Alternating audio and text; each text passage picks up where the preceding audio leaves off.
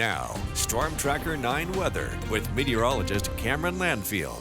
Good morning, everybody. Happy Thursday. It's yet another inactive and beautiful day ahead of us that we've got going on. Little changes from yesterday once again. Looking out at our 4 cameras to start things off. Doesn't look like there's fog in Florence at the moment, or really anywhere on the coast, but we'll check that in just a second here.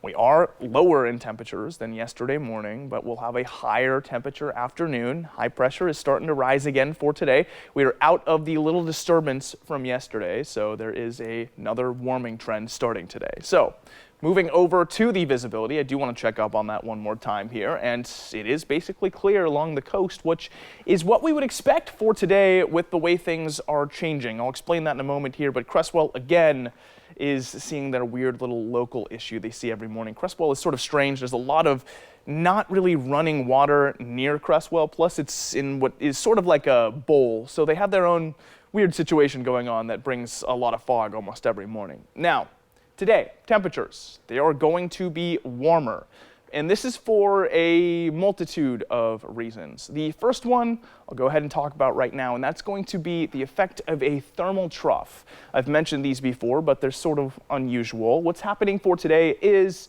high pressure is building overhead, and it's building to such a degree that it's going to make a really warm zone somewhere between the coast and the valley.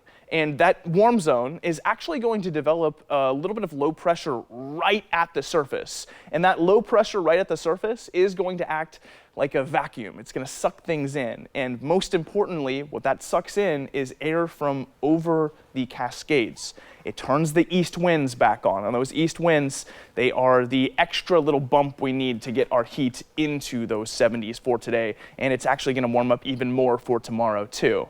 Looking at those winds right now, the upper level winds are all coming from the north, so they're just bringing dry air in at the moment. And as we go down into the surface, there it is, exactly like I suspected.